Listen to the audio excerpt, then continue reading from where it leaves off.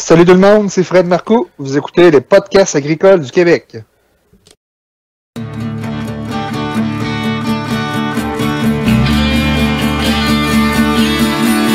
les podcasts agricoles à la vie, comme à l'école, on se parle de bricoles, de choses anticoles. On se parle de tracteurs, y'a les fans, pis les menteurs. On se lève de bonne humeur, pis on compte pas nos heures. Christian Dionne est là. Agricole, agricole, agricole, agricole, agricole, agricole, agricole, agricole. Bienvenue dans le podcast agricole du Québec avec Christian Dionne. Hey, salut tout le monde, j'espère que vous allez bien. Et oui, cette semaine, je suis avec Fred Marcoux de Sainte-Marguerite d'Ambos. Salut Fred! Salut Christian, ça va bien? Très bien, toi? Oui, top shape. Good. Hey, moi, Fred, ça fait longtemps qu'on se connaît, surtout via Twitter. On s'est rencontrés une fois en vrai, ça fait longtemps de ça. C'était au colloque des TI, je pense. Après le colloque des TI, ça se peut-tu? Ouais, puis moi, j'avais de quoi à Trois-Rivières. J'étais descendu de Trois-Rivières jusqu'à Drummond juste pour aller vous voir. Ouais. C'est quelque chose comme en 2013, je pense, ce colloque-là, 2013-2014. Ouais, probablement. Ouais, 2013, ça aurait de l'allure, là. Ça l'aurait de l'allure. Ou peut-être avant ça. Je m'en souviens plus, là. C'était après que je sois à Frac, ce colloque-là. J'ai lâché à Frac en 2012. Ça peut être bien automne 2012. Automne 2012, hiver 2013. Là. Ouais, c'était plus à l'hiver, là, ça je m'en souviens. Ouais, là. ça devait être ça. Good. Hey, Fred, tu connais un peu le concept des podcasts agricoles. Oui. Fait que, tu sais, on veut te connaître. Fait que, d'où c'est que tu viens, t'es venu au monde sur la ferme, tout. Fait que, explique-nous ton parcours de vie.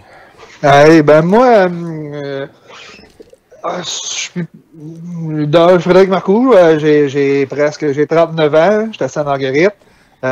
Sur la ferme qu'on est là, nous on est les 4e génération. C'est mon arrière-grand-père qui a acheté le site ici. C'était déjà une ferme, la maison était déjà bâtie. Mon arrière-grand-père, lui, est né sur la première ferme au début du rang.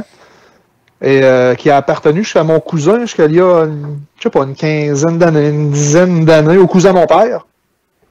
Puis là, les Marcoux, on est en Beauce depuis le tournant des années 1800, mais qu'on est producteur là, agricole, là, je pourrais pas te dire jusqu'à quelle date ça remonte. Là. La ferme ici, ben, depuis, moi je suis actionnaire d'entreprise. J'ai été actionnaire d'entreprise, moi et mon père, en 2009. Et en 2017, on est tombé, je devenais actionnaire 50% avec 50-50 avec ma conjointe. OK.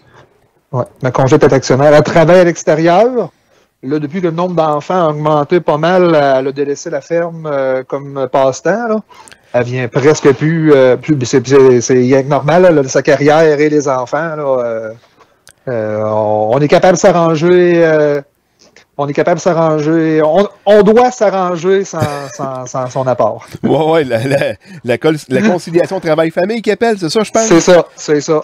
C'est ça. Mais depuis, parlant de conciliation, travail-famille, là, je pense que depuis, nous on a bâti en 2017 les robots, puis là, notre ère d'aller depuis 2019, 2020, là, notre mode de vie a vraiment, vraiment changé, là, nous autres, ça ferme, là. Ça a changé à cause de la COVID ou... Non, là,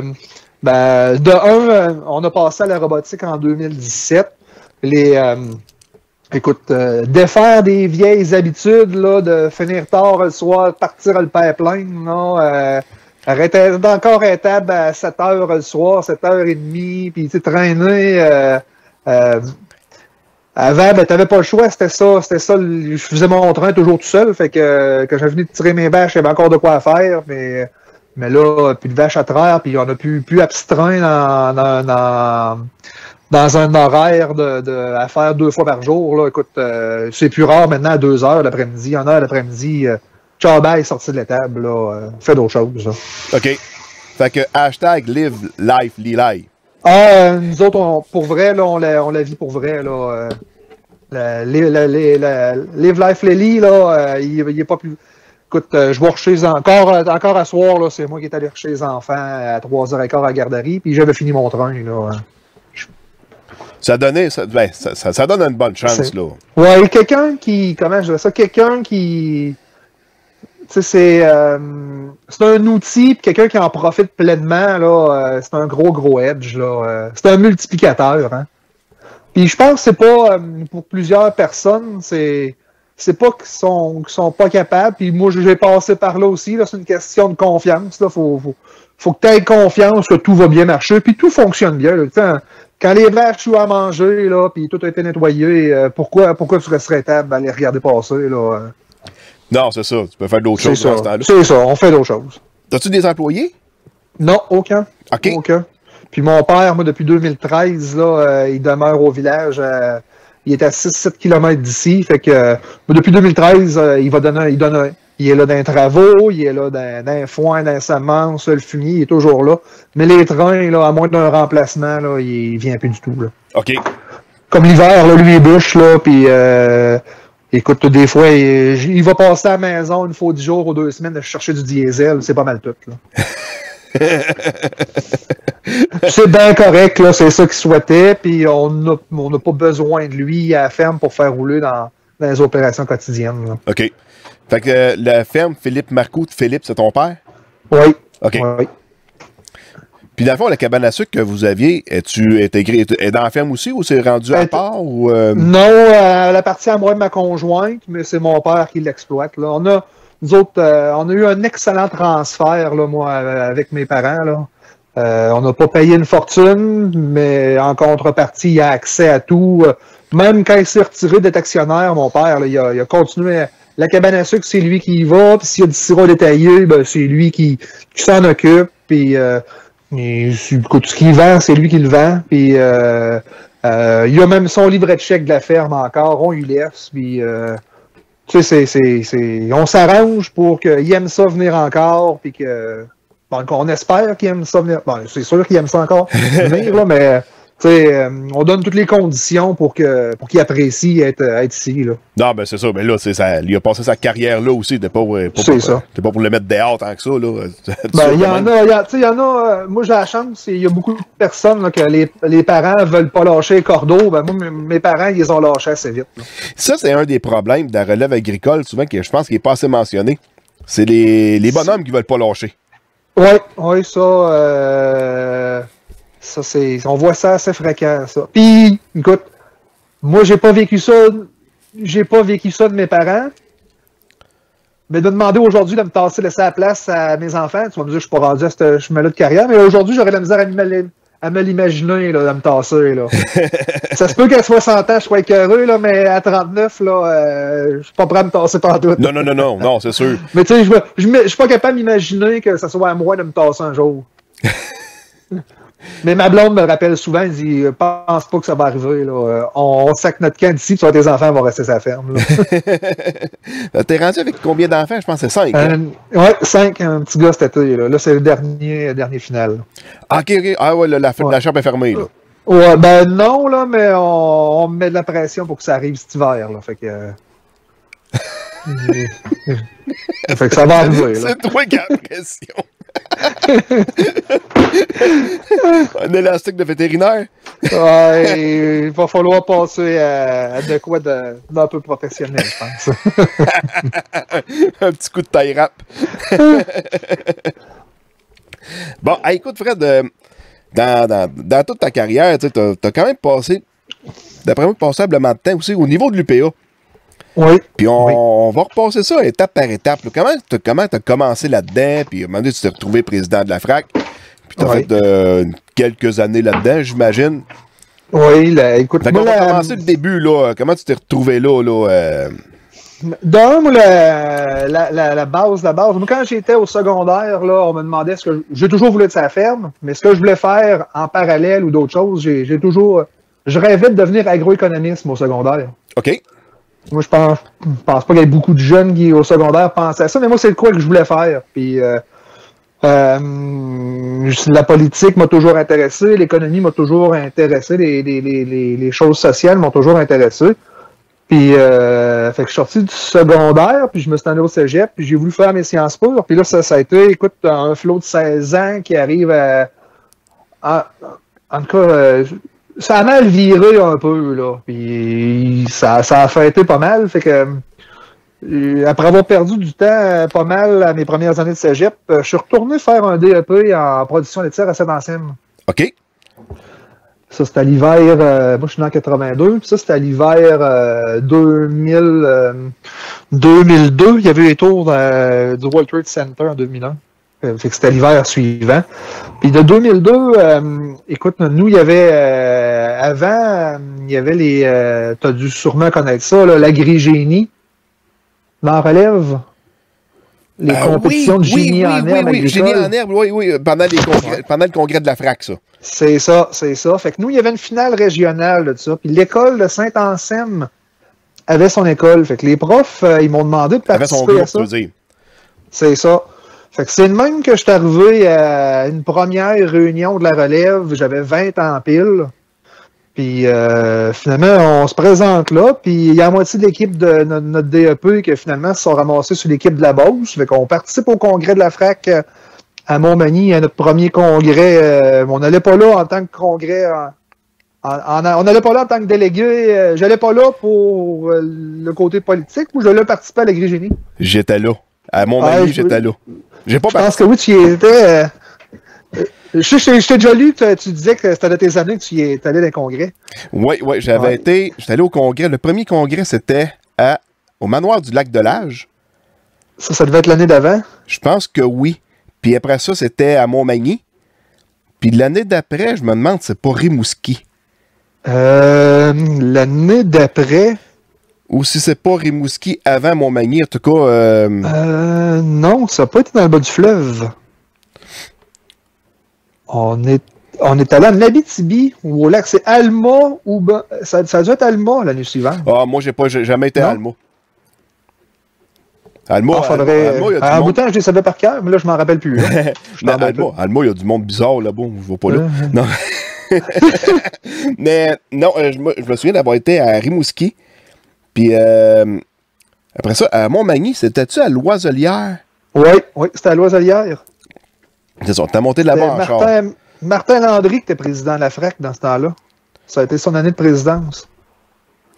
Tabarouette! Emmanuel Estraker a dû devenir président cette année-là, je pense. Oui, il y avait... Ah non, je me souviens qu'il y avait...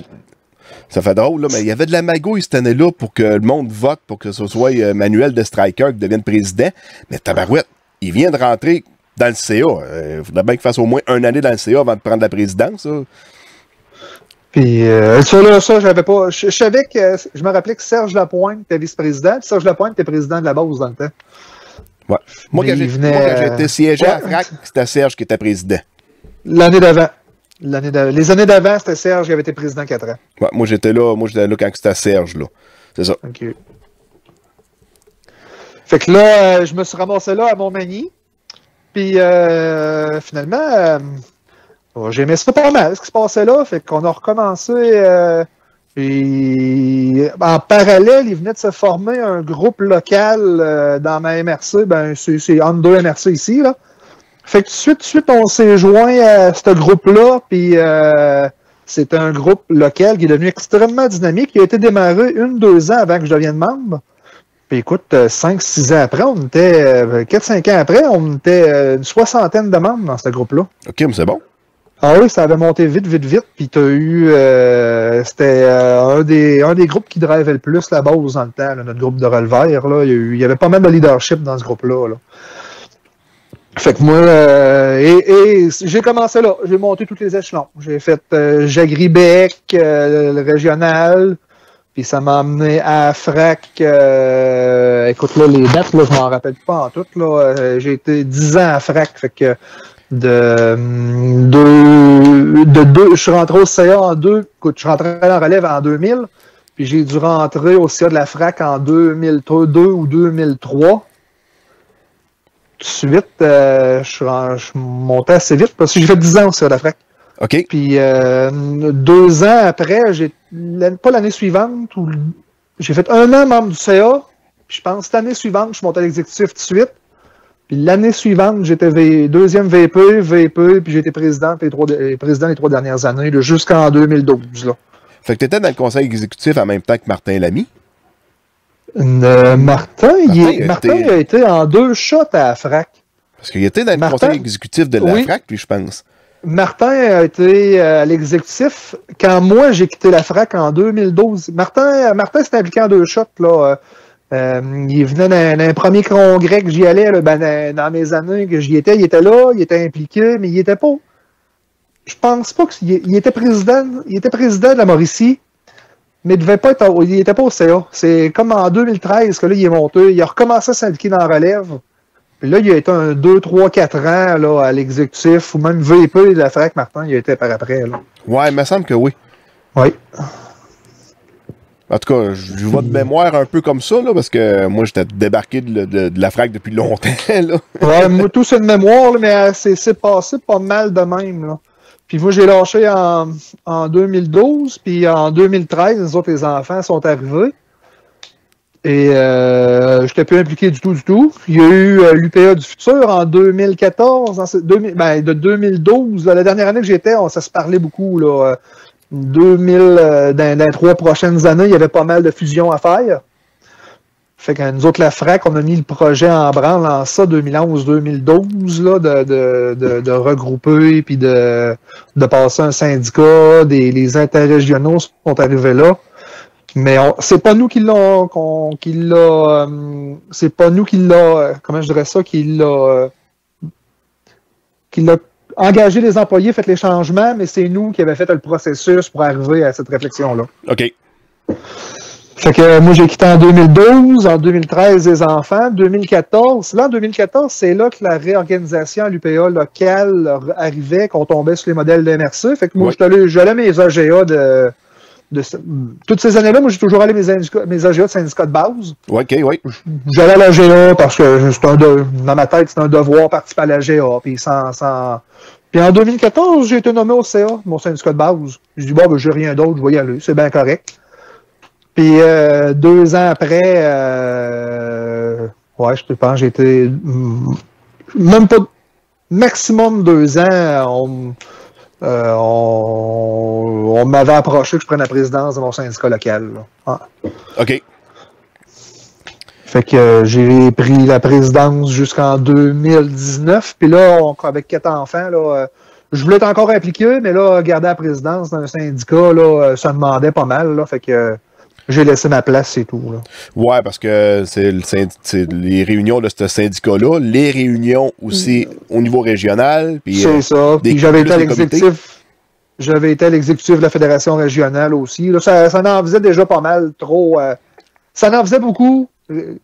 Trop tôt dans. C'était arrivé trop vite, trop de réunions trop vite. Fait que. Ouais. Fait que j'ai redélaissé pas mal. Ouais, c'est ça. Ben, moi, j'ai tout le temps été garoché un peu là-dedans. Fait que, t'as beau aimer ça, t'as beau avoir du monde qui te pousse, mais faut toujours bien que, écoute, si c'est pour te coûter à la ferme ou te coûter ton couple, là, on revient à la maison, c'est tout. Là. Non, c'est ça. Parce que t'es producteur agricole avant tout, là. C'est ça. Puis c'est pas quelque chose qui paraît beaucoup, mais il y a beaucoup de personnes qui pensent que je suis extrêmement carriériste là-dedans, mais non, pas tant que ça. Hein. Moi, j'aime ça m'impliquer, mais tu sais, j'ai autant de fun à travailler sur la ferme, fait que j'aime ça t'impliquer, mais quand même que je suis pas là, moi, c'est pas la fin du monde non plus. Là. J'en fais pas des boutons la nuit. Là. Fait que, Hey, dans le temps, relève agricole, là, il y avait le Décathlon Europe-Amérique qui se faisait l'été. J'ai connu le nom, mais je l'ai jamais vécu. OK, c'est beau. Parce que d'après moi, là, l'édition qu'on a faite, nous autres, au Centre du Québec, c'était la dernière. Ça peut. Moi, quand je suis arrivé, quand j'ai été à la présidence de la FRAC, là, on s'est mis à faire du ménage, puis on avait ramassé les derniers t-shirts de ça. Là. Ah ouais? Ouais, j'en ai les derniers t-shirts de ça, là, j'en ai une coupe encore chez nous, je pense. Ça, j'en avais pour travailler. C'est-tu l'édition 2001 ou 2002, nous autres? Je pense que c'était 2002. Ouais, puis après ça, j'ai les t-shirts de 99, moi. Puis en 2003, après ça, c'était le... Attends un petit peu. 2003, c'était la vache folle. Fait qu'il y avait la fièvre afteuse, je pense, en 2001. Moi, j'avais été en 2000 avec la relève agricole. On avait été à Amqui. durant l'été. C'était le décathlon qui se faisait là à Amqui.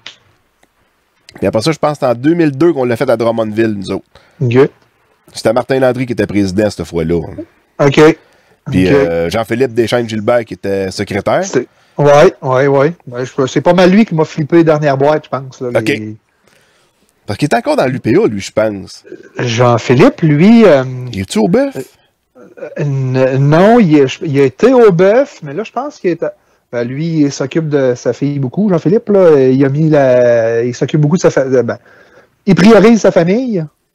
Fait que là, il est adjoint là, dans Volard, il est quelque part. Là. Il s'est fait offrir des bons postes. Là. Ça fait longtemps que j'ai pas parlé, là, mais à ma connaissance, là, j'ai eu ouï dire, il y avait eu des bons profs, puis des bons. C'est un gars d'exception, hein, Jean-Philippe Deschênes-Gilbert, là, quelqu'un que j'apprécie beaucoup. Mais je pense qu'il préférait se consacrer là, à ses enfants. Là. Mais il est encore à l'UPA. Il avait lâché la frac pour s'en aller en Europe, Jean-Philippe. Ah oui, OK. Ouais, il est allé travailler 2-3 ans pour la FNSA. OK. Ça, c'est un syndicat français, là-bas. C'est le gros syndicat français, ça. Il a été... il était dans 4-5 employés haut placés là-bas, là, Jean-Philippe, là. Ah, tabarouette, OK. Oh oui, il était directeur de, peut-être pas communication, je pense qu'il était quelque chose comme directeur de la vie syndicale là, à la FNSA, là. OK, tabarouette, il était bien placé. Oui. Une petite expérience en France, quand même. Oui. Fait que lui, il est parti en France, puis c'est nous, à FRAC, qu'on a engagé une Française. Ah oui? Ben oui. Magali Delaumier. C'est moi et Benoît Martin qui l'avons engagé. Écoute, la dernière année à Benoît, 2008, j'étais VP. Fait comme Magali, on l'a engagé en 2008. Puis elle est arrivée au Canada en 2009, Magali, comme DG de la FRAC. OK. 3 semaines avant que je prenne la présidence de la Fédération. OK. Ah. Puis Magali est encore à l'UPA aujourd'hui. Elle est directrice, elle est comme directrice de la vie syndicale, communication, tout ça. Là, adjointe à Charles-Félix Ross, Magali. OK, ta direction générale, là. Oui. OK. Une femme d'exception, ça aussi, Magali. On a vraiment du bon monde. C'est de quoi que les producteurs, on ne sait pas, là, mais quand tu as la chance d'avoir connu ces gens-là, là, on pèle tout le temps ça dans la faute de Longueuil, là. Mais quand tu as connu les employés de là-bas, là, comment c'est dévoué les producteurs, là, on fera un mot de ça. Hein, ça travaille, là, c'est incroyable pour les producteurs. Moi, j'ai eu la chance, en guillemets, la chance de pouvoir les côtoyer, là, puis j'ai un respect immense pour toute l'équipe qui est là-bas. Hein. C'est méconnu l'ouvrage qu'il fait là. Oui, sûrement. Oui. On les salue en passant, tous les employés de l'UPA. Je serais pas surpris qu'il y en ait un ou deux qui écoutent ça, là. Ben, j'espère bien. Ils doivent peut-être tous écouter celui de la terre de chez nous, là. Mais... Good. Hey, toi, sur la ferme, là quand t'as acheté, t'avais combien de vaches? Puis là, t'es rendu avec combien? T'as monté à combien de vaches, là? Bon, nombre de vaches, écoute, quand j'étais jeune, là, les premières fois que j'ai commencé à poser des treilleuses, là, j'avais une dizaine d'années, peut-être bien, là, on avait de la place au pipeline pour 20 vaches au maximum. Puis, quand j'ai fini le cégep, là, parce que, pour finir ma parenthèse, j'ai fait un DEP, puis quand j'ai fini mon DEP, je suis retourné faire mon DEC en gestion agricole. OK.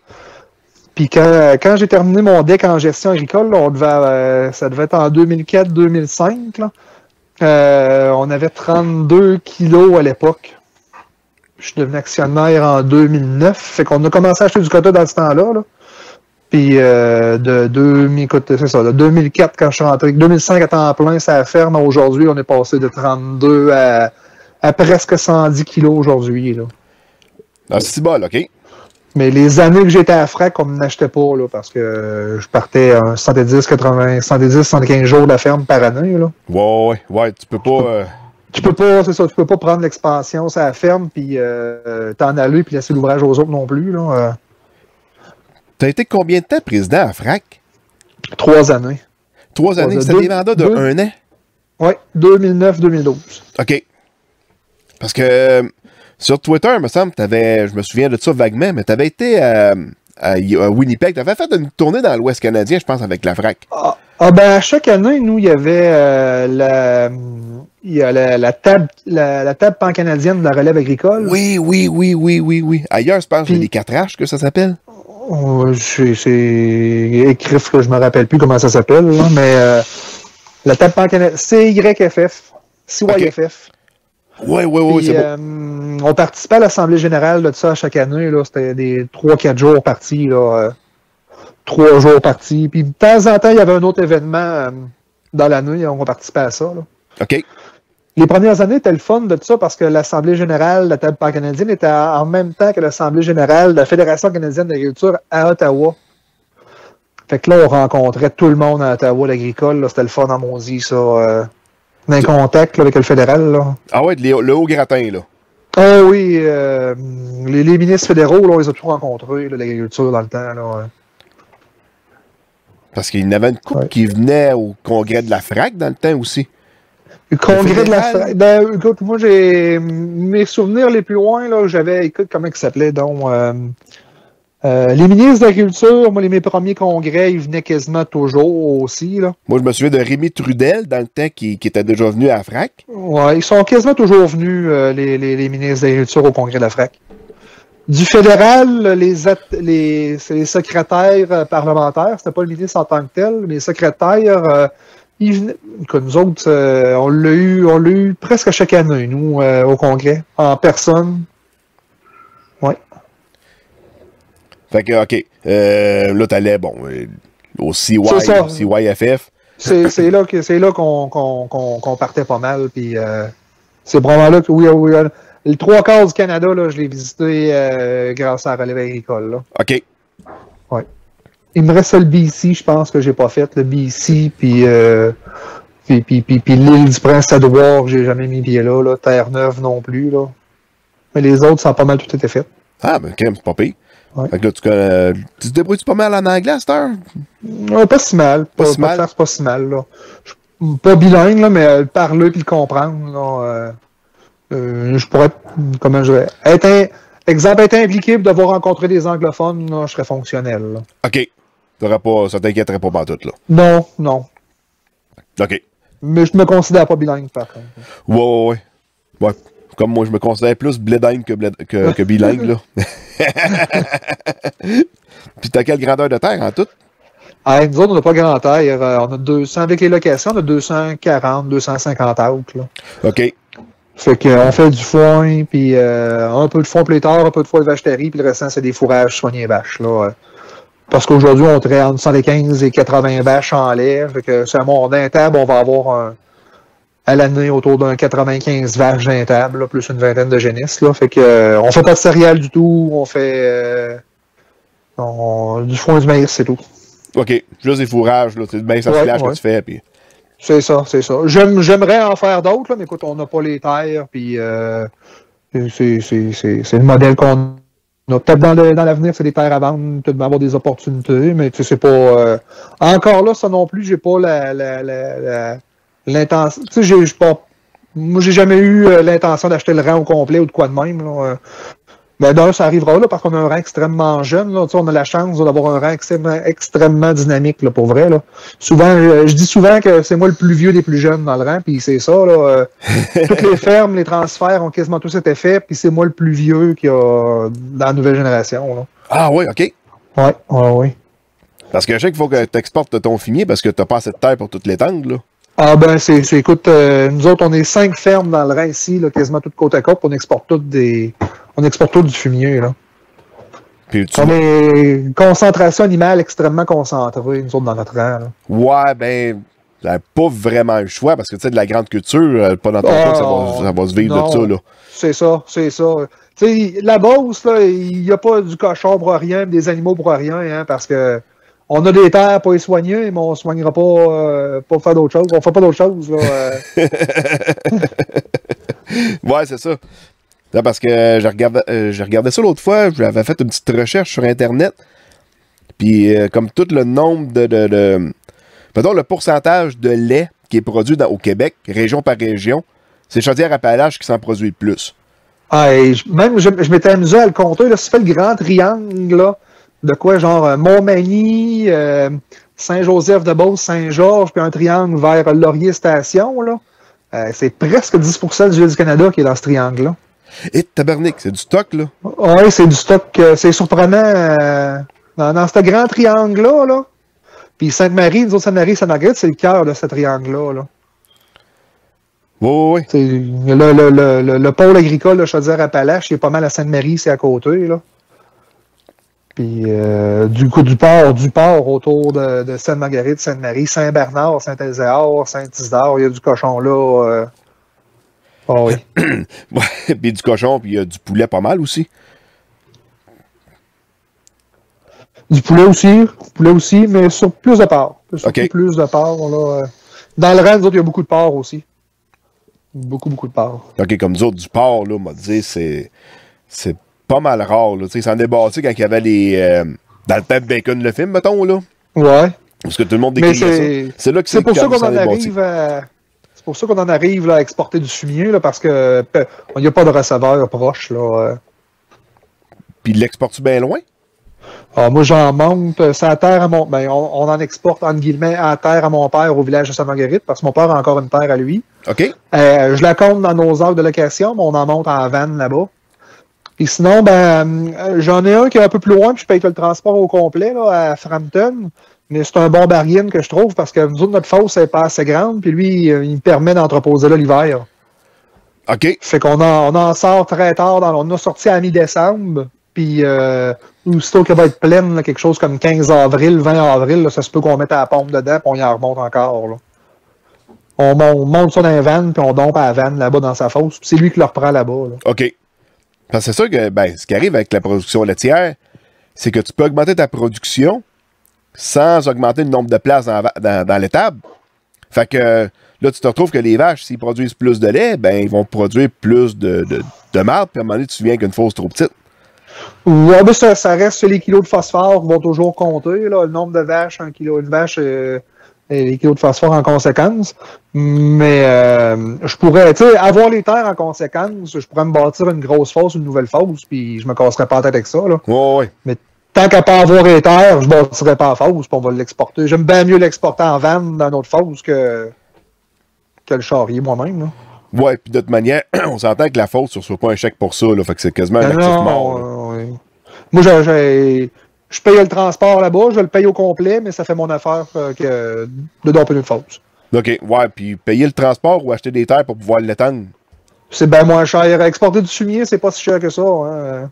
Même si on paye le transport au full au complet. Là. Ouais, là, tu aurais les paiements de terre à faire, plus payer l'épandage. Ben oui.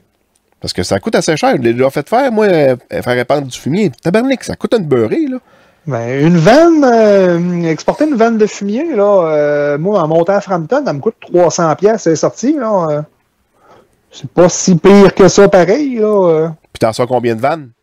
Moi, j'en monte une vingtaine là-bas, puis une quinzaine chez mon père, une vingtaine chez mon père. OK. Chez ton père, une quarantaine de vannes. Il y a une fosse chez ton père? Non, là, on la reprend là-bas qu'une doune, puis on l'épand nous autres même au champ, là. OK. On prend un van pour la monter là-bas, pareil. C'est-tu bien loin le village par rapport à chez vous? Nous autres, il y a un 7 km. Ah ouais, tu fais ça en troc, ce bout-là? Oui, c'est en montant, fait que c'est un peu plus rapide de prendre des trucks, puis une doune, puis épandre là-bas. Okay. On l'a déjà fait aussi, là. On a des forfaitaires qui nous l'ont déjà fait, là. 2-6 000 gallons des fast track, là. Mais un dans l'autre, c'est un petit peu moins cher de prendre des trucks. OK.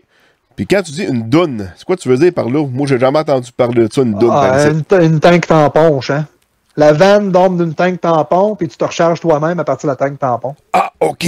Comme une espèce de container, si tu veux. Puis... C'est ça. Ah, OK. Ton chantier est en continu tout le temps. La vanne donne par part, puis l'autre se charge, puis il repart. Puis, OK, fait que non, t'as pas, le truck n'a pas besoin d'attendre le tracteur qui... C'est ça. Qu'il aille vider, qu'il revienne, qu'il aille vider, la tank n'est pas pleine, puis... Ouais. OK, ça fait un chantier qui est pas mal plus efficace. Que les deux, tout le temps, les deux s'attendent jamais. C'est ça. Personne n'attend jamais de même. Ben oui, c'est ça, ça a bien de l'allure, là. Ça a bien de l'allure. Puis la donne, est-tu à toi ou est-tu au forfaitaire. Au forfaitaire. Ben, au transporteur. OK. Good. Puis là, je suis un petit peu enrhumé. Je sais pas si ça paraît. Ça va commencer de même, ça finit avec un Q-tip dans le nez, hein? Ouais, je l'ai essayé, puis en tout cas, hier, j'étais encore négatif. Ça, avec les tests rapides, là, même mon gars de 7 ans qui filait pas lui avec. Fait que lui, c'est négatif 2 fois, puis moi 1 fois. Fait que. Il doit être probablement correct, là. Ouais, on va finir par le pogner. Anyway, tout le monde va y passer. Ouais. Parce que toi, ça s'est promené pas mal, je pense, chez vous. La manière que tu parlais de fois sur le Twitter. Ouais, mais nous autres, on a tous été malades, mais on n'a jamais eu la COVID. On s'est testés, là. Mais nous autres, là, depuis la rentrée d'école, là, écoute, c'est les otites, un arrière de l'autre, puis tout le monde est malade tout le temps, là. Mais on se teste tout le temps, puis jamais la COVID. Fait que, mais là, probablement qu'on va y goûter, là, parce que là, elle vient, ça passe proche des petites, la garderie, là, ils l'ont, là. Fait que, probablement dans la semaine qui vient, ça se peut que ça pop chez nous, là. Hey! Sais-tu d'où c'est que ça devient, le mot vaccin? Non. Non? Non. Ça vient de la maladie. C'est un surnom. La vaccine qui était le surnom de la variole des vaches. OK. Parce qu'ils se sont rendus compte que quand les vaches avaient la variole, les producteurs agricoles, il y avait moins tendance à être malades. Mais c'était surtout le monde de la ville qui appognait cette maladie-là. C'est comme ça qu'on a découvert que, il y en a qui sont immunisés, puis c'est comme ça que le vaccin a été découvert d'une certaine façon. Puis, c'est pour ça. Le surnom de la maladie s'appelait la vaccine. Fait que la vaccine est devenue le vaccin. OK, je savais pas pour tout. Moi, j'ai fait une recherche une fois sur Wikipédia, je suis tombé là-dessus, j'ai trouvé ça pas mal le fun. Ah. Fait que la variole des vaches, le surnom était la vaccine. C'est un peu pour ça.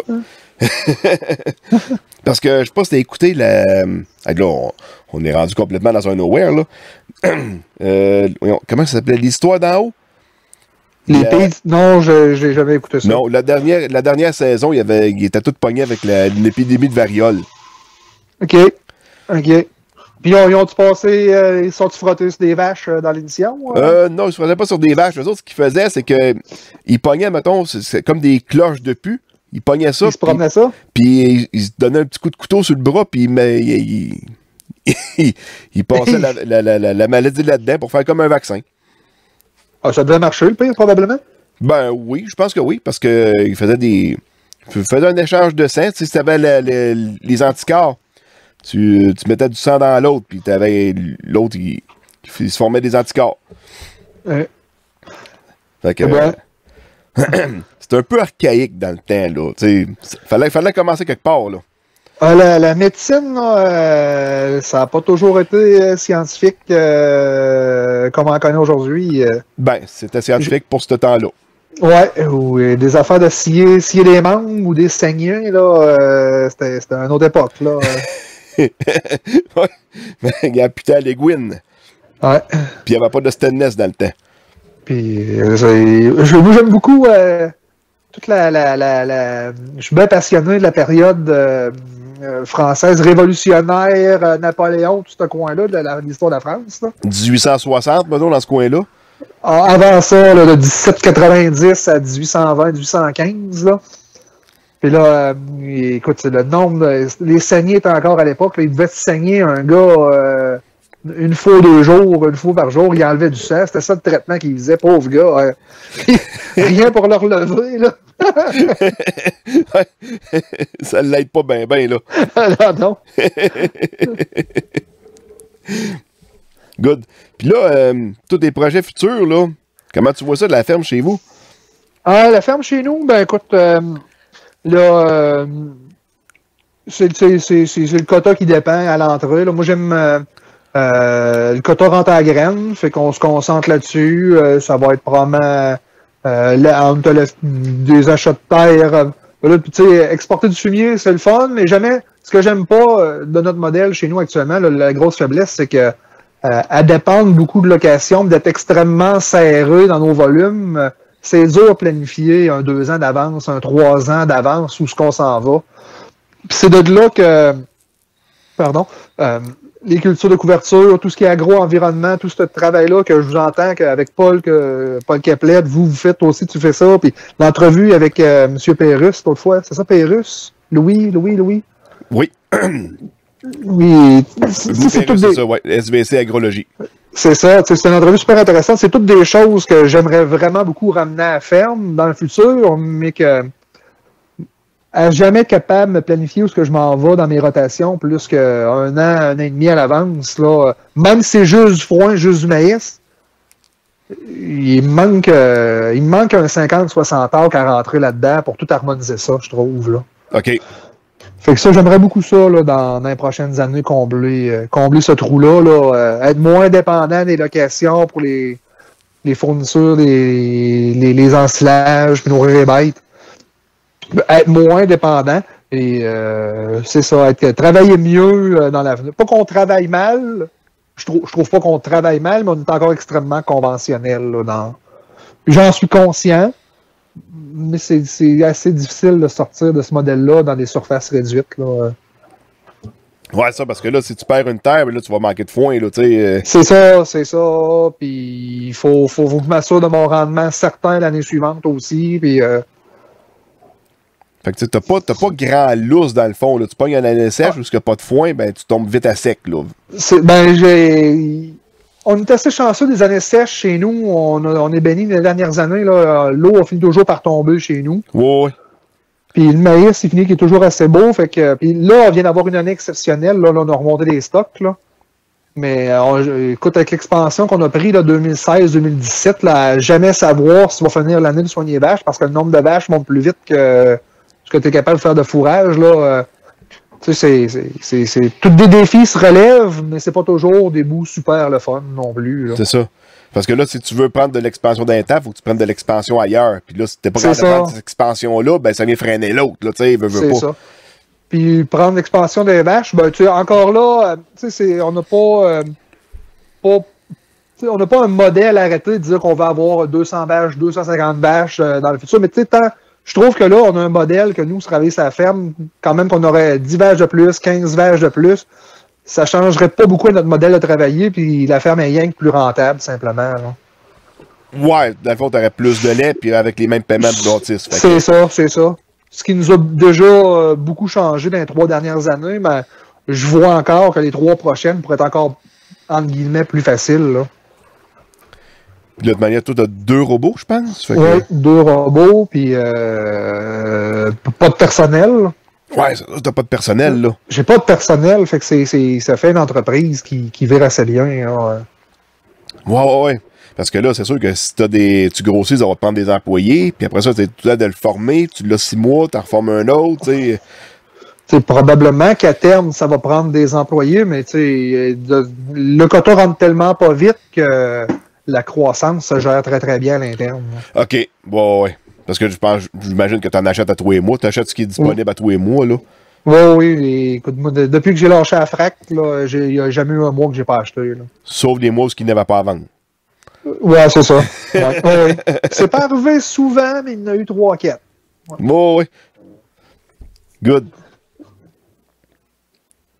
Bon, t'avais-tu d'autres choses que tu voulais nous parler, Fred? Parlant en tant que tel, comment je dirais ça? Tu sais, je trouve que la production laitière, on est chanceux d'être une belle production, que tu sais, c'est un beau modèle d'affaires. Si les gens sont assez raisonnables puis qu'ils savent, pas qu'ils savent, comment je dirais ça? J'ai beaucoup de part dans mon environnement. Puis quand je me compare à ces producteurs-là, je trouve qu'on l'a beaucoup plus facile qu'eux. Fait que j'ai de la misère à... Je m'encourage facilement que notre modèle peut perdurer, hein, parce que la production laitière, je dis pas qu'elle est super facile, mais c'est une belle production encore. Là. Surtout avec les outils qu'on peut se donner aujourd'hui. Là. Ouais, c'est ça. Tu sais, vous avez eu une période, mettons, quand le COVID est arrivé. Vous avez acheté du lait, mais c'est pas de votre faute, Chris, parce qu'il y avait quelqu'un à l'autre bout qui était pas capable de le prendre. Ouais, puis on a acheté, on a acheté à la ferme pas, on a acheté collectivement pas mal, là, mais enlève ces épisodes-là, le modèle laitier, là, je trouve qu'on est... Je suis très positif encore pour les 10 prochaines années. Là. Oui. c'est sûr que c'est pas comme dans le port présentement. Tu sais, eux autres, ça tourne comme une roue. Là, il y a des retardements, mettons, dans les abattoirs. Mais tu sais... Tu sors pas un cochon, mais ton tourteau de soya, il est 50% plus cher à payer. Mais ça prend la même quantité, mais le prix de ton porc est plus payant pareil. Mais finalement, c'est pas les mêmes marges de crédit pantoute, là. Si le coût a monté de 30%, il faut que la marge suive, il faut supporter l'alimentation pareil, là. Oui. Puis là... Fait que c'est des stress qu'on n'a pas à vivre dans la production laitière. Quand je me compare, je me console très souvent. Oui. Ben, c'est comme moi, dans la grande culture, je dis, ça va assez bien, là. Tu sais, j'ai pas... le prix de l'engrais qui va se mettre à monter, là, mais... Il a monté, mais tu sais, s'il peut se corriger au bout de 18 mois, 2 ans, c'est plate temporairement, mais on ne fera pas faillite à cause de ça. Là. Non, c'est sûr que non. On va revirer les affaires de bord, puis on va faire plus d'engrais verts pour ménager l'azote. Ben, les engrais sont tout achetés cette année, mais on en a acheté un peu moins, puis on va cibler pas mal plus. Mais on n'ira pas combler besoin de la plante pour cheaper. Il faut soigner la plante. Puis, écoute, ça coûtera 2500 pièces de plus cette année, c'est ça. Là. Non, mais là, c'est pas si pire que ça. Là. C'est ça, c'est tannant, mais c'est ça. De toute manière, comme dans le coût de production, tu sais, j'ai pas juste l'engrais, là, c'est tout l'ensemble des dépenses de la ferme, là, tu sais, qu'il faut revoir, là, c'est pas rien que l'engrais, là. Oui. Puis, c'est ça, là, pour revenir à ma ferme, notre ferme en tant que telle, là, c'est que ce que j'aime, ce qu'on a toujours pensé, c'est sortir du volume à pas beaucoup de personnes. Fait, ça nous a toujours donné ça nous donne maintenant un gros edge financier, même si on est paiement la bâtisse à faire. Puis, moi, je me dis, dans une ferme laitière, si tu réussis à contrôler là, 2-3 aspects, mais à bien contrôler là, ton payroll, tes coûts, tes aliments, puis ton parc de machinerie, ben, si tu fais pas d'excès là-dedans, puis tu contrôles assez correctement tous ces postes-là, ta ferme, là, elle va être rentable. Là. Oui. Mais il reste que c'est pas tout le monde qui connaisse vraiment le coût de production. Là. Mais moi, il y a cette catégorie de gens-là, mais j'ai beaucoup plus de sympathie pour les jeunes qui reprennent une entreprise, ils arrivent dans l'entreprise, puis ils n'ont jamais cautionné les décisions qui ont été prises avant. C'est ça, ces gens-là, bon, tu vas me dire qu'il y a le choix de prendre l'entreprise ou pas la prendre, là. Mais ces gens-là, il faut qu'ils vivent avec, puis parfois, il y a un coup de barre à donner, puis je pense aussi, l'autre grande chose, c'est qu'il faut accepter de faire des choix puis de changer ton modèle d'entreprise aussi. Là. Moi, là, une quinzaine d'années, une dizaine d'années, là, écoute, il y en a un trophée en arrière de chez nous, encore en arrière de moi. Là, et on faisait beaucoup d'expositions agricoles là, tournant les années 2000. Là. OK. Puis, écoute, la ferme, j'aime encore les belles vaches, puis j'aimerais ça que les enfants connaissent les expositions agricoles. Mais ceux qui réussissent à en faire un secteur économique viable, il y en a, mais c'est une minorité de ces gens-là. Bon, mais nous, au fil des années, on a carrément... Bien encore là, j'adore les belles vaches, mais on a switché notre entreprise. On est devenu une entreprise commerciale. On élevait des archers d'exposition. Là, maintenant, on est en train de virer tout au sting. Puis non seulement c'est des autres signes, mais j'élève presque plus mes génisses. Puis je regarde presque même plus mes croisements non plus dans mes génisses que je veux garder. Je garde mes bonnes vaches, puis je mets un croisement, je m'amuse un peu, puis j'achète mes vaches, c'est tout. Là. Mais tu sais, faut accepter de changer de modèle aussi si le modèle change. Hein. Ouais. C'est... Ben, tu connais les 7 pires mots à prononcer quand on est en affaires. Ah, on a toujours fait ça de même. Hein? Ouais. Mais tu sais, nous, ça, c'est une des forces qu'on a dans l'entreprise. On a changé plusieurs choses, pas drastiquement, mais de philosophie et de façon de travailler. On a passé d'attaché à l'os il y a plusieurs années. Il faut accepter de changer pour t'amener à la prochaine étape. Et si tu le fais à l'avance, puis la suite va là, c'est bien. Là. Puis il faut que tu l'ailles en tête longtemps en avance. En 2009, on avait rallongé notre étable. On avait 36 stalles. Puis là, on était rendu trop serré. Fait qu'on avait tout cassé. On avait allongé. On a passé à 60 stalles. Puis on avait allongé la bâtisse pour tirer plus de vaches. Puis le contracteur de 2009 qui nous a fait le béton, c'est le même qui nous a refait le béton en 2017. Puis moi, je me rappelais pas de ça. Mais lui, s'en rappelait. J'y avais dit en 2009, j'ai dit dans 10 ans, on passe au robot. On était en train de bâtir un étable attaché.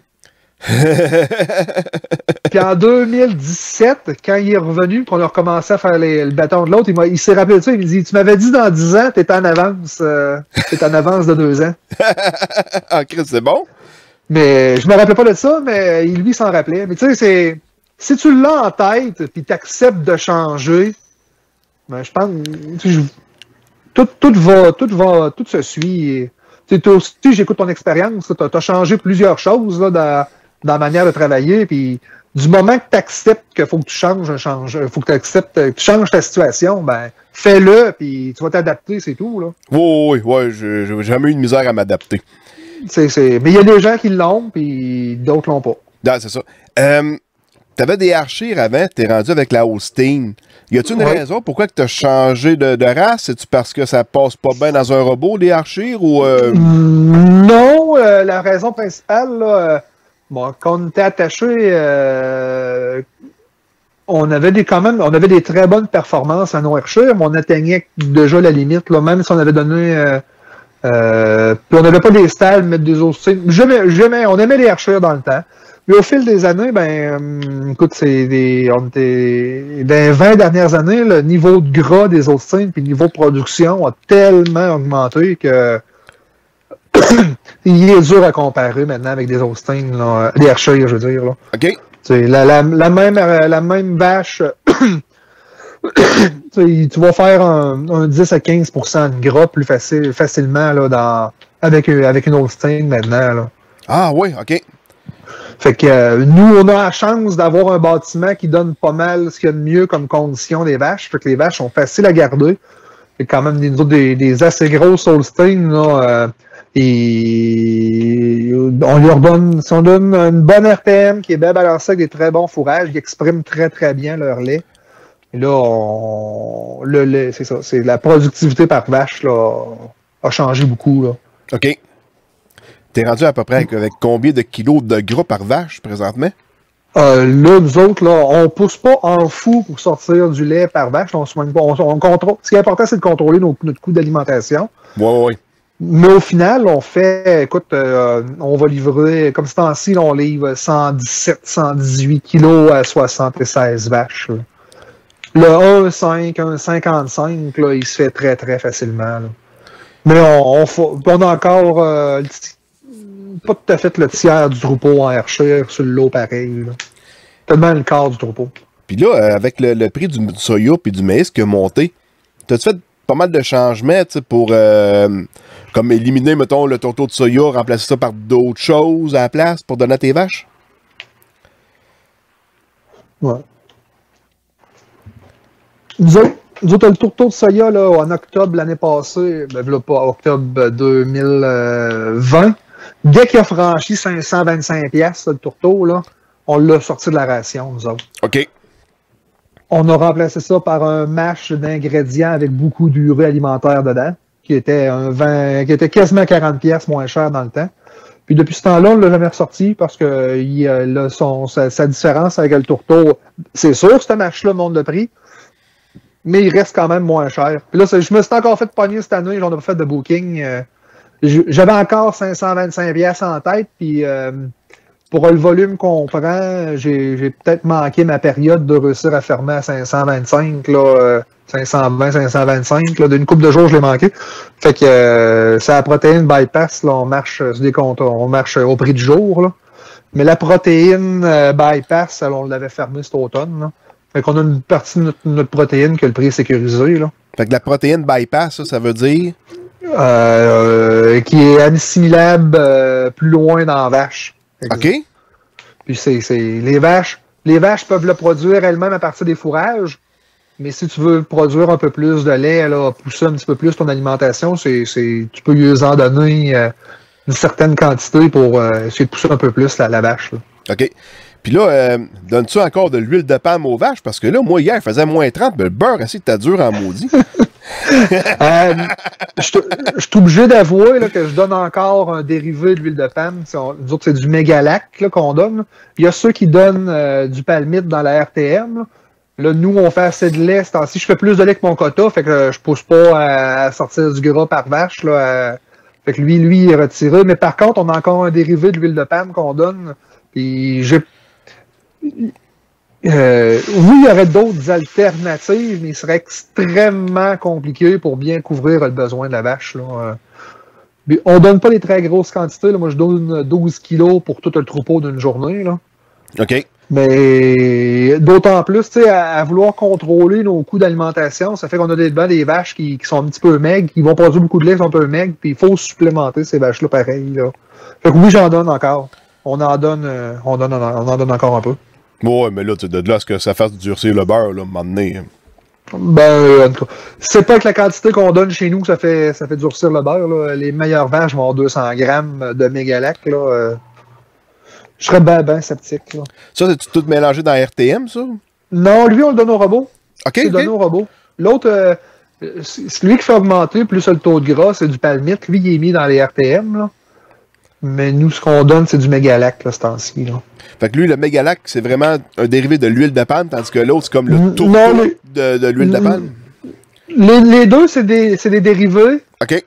Je pourrais pas dire la source. Il y en a un que c'est un peu plus un graisse, puis lui qu'on donne, c'est comme un sel de calcium, là, mais en formulation chimique. Là.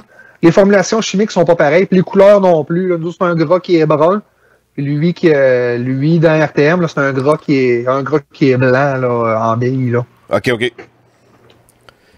Mais moi, j'assume très bien qu'on en donne encore aux vaches. Là. On a eu notre validation de Proaction l'autre fois, là, puis quelques très hautes productrices, là, on a eu une mention que les vaches étaient un peu maigres. Là, fait qu'il faut supporter l'énergie de ces vaches-là. Ouais, ça tire du jus, le produire du lait de même. Ouais. Pas. Ben oui, puis j'ai aucun problème à l'expliquer. Moi, on a reçu beaucoup de visiteurs à la ferme, puis faut l'expliquer. Là. Ce qui est un peu tannant, c'est que ça a mal sorti dans les médias. Là, où, ouais, c'était comme interprété un peu tout croche, là, d'une certaine façon. Là. Bon, on a tiré profit d'un sous-entendu pour qu'un pseudo-scientifique se mette encore plus sur la map. Là. Puis là, quand tu reçois pas mal de monde à la ferme, c'est quoi, des étudiants, une école qui vient pas loin de chez vous? Ben la famille passe, mais oui, on reçoit souvent des... Bon, on a une ferme qu'on a bâtie, on a mis une salle au 2e étage qui devait nous servir de bureau, parce que moi j'ai mon bureau à table, puis ma conjointe devait aussi avoir son bureau. Mais finalement, cette salle-là a jamais vraiment servi, fait que c'est maintenant les étudiants du cégep de Beauce-Appalaches en technique santé animale qui s'en servent. Ah oui, OK. Fait qu'ils viennent ici, juste là, l'automne 2021, là, sont venus 4 journées à la ferme. Fait qu'ils servent de la salle en haut pendant qu'il y a une moitié du groupe qui est en bas. L'autre moitié du groupe fait des devoirs en haut, des travaux sur les ordinateurs ou des fois, ils ont un formateur ici. Puis on a reçu beaucoup de groupes aussi qui viennent, ils servent l'entreprise pour avoir des formations. Là. L'Association des pareurs d'Ondelon est venue dans l'automne. Comme le collectif de formation agricole va venir aussi en février pour une autre formation ici. Les FMS de l'Élie sont venus ici il y a quelques années. Il y a beaucoup de monde nous autres, qui passent à la ferme là, quand même. Là. OK. Ça a de l'allure d'avoir une belle salle de même, d'abord pour toutes les accueillir. Ben, c'était pas prévu pour ça. Elle nous a pas coûté terriblement cher, mais elle arrange tout le monde, finalement. En ayant du monde qui passe à la ferme, ça oblige à toujours à se ramasser pas mal aussi en bas. Là. Garder les robots propres et pas trop que ça traîne, là, parce que tu sais jamais quand est-ce que dans 3 jours ou 4 jours, il y a un groupe qui va t'arriver. Là. Ouais, non, c'est sûr, il faut que tu tiennes ça propre, t'as pas le choix. Ben, anyway, t'as fini ton train à 1h30 l'après-midi. Très 5 à laver après ça? Ah, ben moi, j'aime ça. Pour vrai, moi, j'aime ça que ce soit propre. Là. Mes robots, moi, je les lave 4 fois par année, là, 1 fois par saison. Là, puis, c'est beau. Tous nos barrières sont aluminium, là, puis c'est beau quand c'est chromé. Là, oui. Ça fait propre dans la table. Là. Oui, c'est ça. Non. Ça fait ticlant quand c'est vraiment tout crotté puis que c'est jamais lavé ou quoi que ce soit. Là. Ouais, puis à le laver fréquemment, le lavage est 2 heures 3 heures d'une saison. Là, écoute, tout est clean en grandeur. Là, Ouais, c'est ça. C'est pas quelque chose qui prend énormément de temps, là. Ben non, c'est ça. Fait que tu choisis ta journée, puis sans plug à laveuse à pression, c'est là. Ouais, c'est ça. De toute manière, il y a un drain en dessous du robot pareil, fait que... Ouais, fait que ça sort, puis... Non, c'est le fun de travailler dans des environnements propres. C'est plus encourageant. Ben oui, c'est sûr. Bon. Fait que...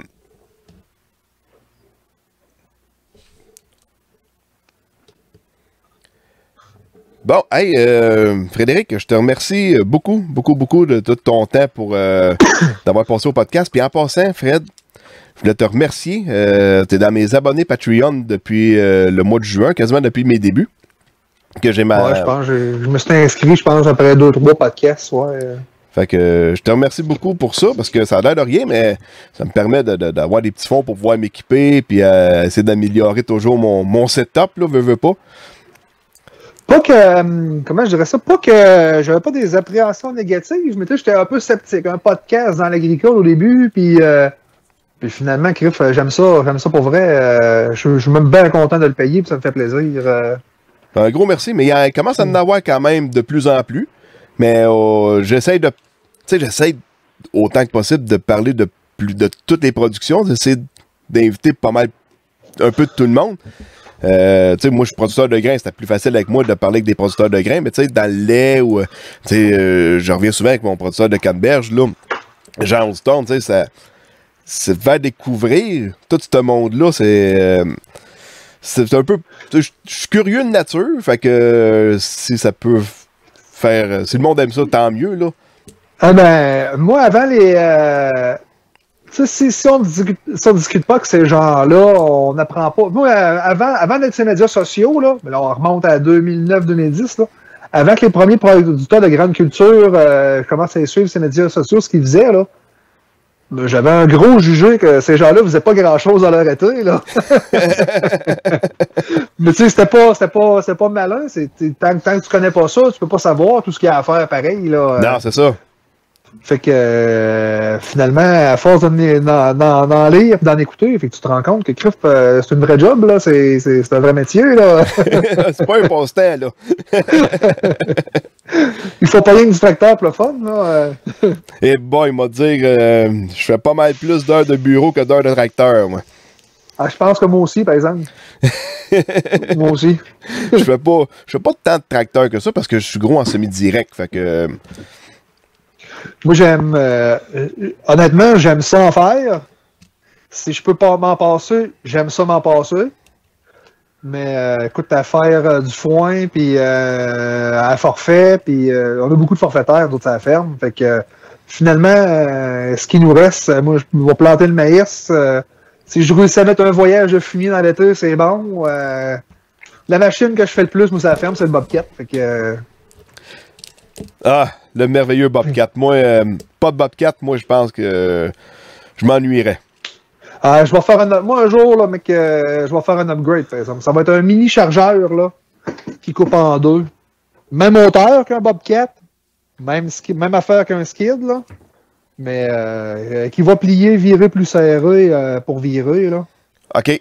Au lieu d'accrocher, ce qui est étonnant un peu, des fois, tu vas virer sur toi-même, mais tu vas accrocher, tandis que tu es capable de virer, rentrer dans un parc, là, ça va peut-être être un peu plus facile. Puis j'aimerais ça d'en avoir un qui est un petit peu télescopique. OK, ouais, je comprends ce que tu veux dire. Il va être plus polyvalent, puis, mais j'aime la hauteur d'un Bobcat, c'est ça que j'aime. Ça rentre bien les bâtiments, là. C'est ça. Ah, moi, c'est la machine. Le Bobcat, il vire 250 heures par année chez nous. Ah non, moi j'ai ça, puis le tracteur avec la pelle, tu prends plus ça, là, quand t'as connu un Bobcat, là. Ouais, moi, pareil. Charger des palettes, quoi que ce soit, c'est la machine à avoir, je pense, probablement ce qu'on néglige, là, mais c'est celle-là que ça prend. Mais, tu sais, toutes les fermes, là, moi, ce que je remarque, puis... tu sais, les fermes s'industrialisent, ben, c'est normal d'avoir de l'équipement industriel. Un tracteur multitâche, ben, t'es bien mieux qu'un Bobcat industriel. On va voir de plus en plus de 12 roues, 10 roues sur des fermes. Oh, oui. À s'industrialiser, ben, on va avoir des équipements industriels. Fait que c'est rien que normal d'en avoir. Oui, c'est normal. Puis de toute manière, il faut que...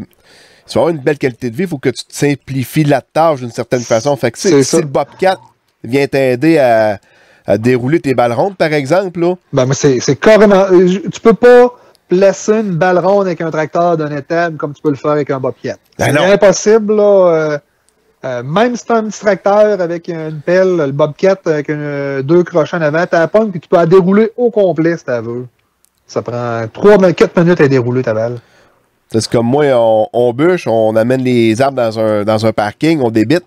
Puis quand on débite, après ça, le Bobcat est là pour piler bio. Parce que le Bobcat, ça va bien, là. Tu sais, ça vire sur un 10 cents. Fait que tu pognes le bio, tu te reviens, tu vas le placer, tu veux le reprendre. Tu dois les placer avec des fourches à palettes, tes bio. Oui. Tu es capable d'être précis, puis d'en monter plus haut, puis tu places ça, puis... Ouais, ben, je l'ai monté plus haut. À un moment donné, je suis limité sur la hauteur du Bobcat. Ouais, c'est pas super, ouais, mais... Tu vas avoir sinon 2 pics sur une pelle de tracteur, tu vas monter plus haut, mais tu vas mettre avec un bio dessus, c'est pas d'avance, là. Ouais, mais si le bio, il tombe de travers un peu, lui, il arrive dans l'échelle du tracteur, là. Puis moi, je l'ai fait longtemps, mais tout, j'allais bûcher mon père, là, des bios des pelles du tracteur, c'est 2 pins. Si t'es vraiment pas centré et qu'il décide qu'il tombe d'un côté, il va te lisser au complet de l'autre bord. C'est ça. Il doit pas arriver avec des fourches, là. Oui, ça peut arriver parce que ça a l'air de rien quand le bois il est gelé puis que les palettes sont gelées aussi. C'est assez coulant. Ah, ouais, ça peut. Fait que tu te vires avec le Bobcat, là, puis tu vois des bio-crimes qui s'en vont tout sur le même bord. Ah, là, t'es donc, t'es reprends. C'est sûr que ça donne un coup un peu plus franc en virant le Bobcat. Oh, le tracteur, ça en va pas. Sauf que tu vois tes palettes, par exemple. Dans le tracteur, là, faut que tu marches à tâtons, là, tu vois rien. Ouais, penché sur le côté, en dessous des sélecteurs pour... Ouais, ça prendrait un tracteur pas de cabine, tu pourrais être debout pour essayer de voir debout de tes palettes. C'est ça. Donc, il faudrait que tu le fasses commanditer par Caisse Construction, ce podcast-là. Écoute, on a assez plugué le Bobcat. Ouais, Caterpillar. C'est commandité par Caterpillar. Good. Hey, un gros merci, Frédéric. Puis pour tout le monde, ben, je vous remercie beaucoup d'être resté à l'écoute jusqu'à la fin. Puis n'oubliez pas, faites comme Frédéric, abonnez-vous sur le Patreon. Il y a beaucoup d'exclusivités exclusives sur Patreon. Donc, merci beaucoup. Bye bye.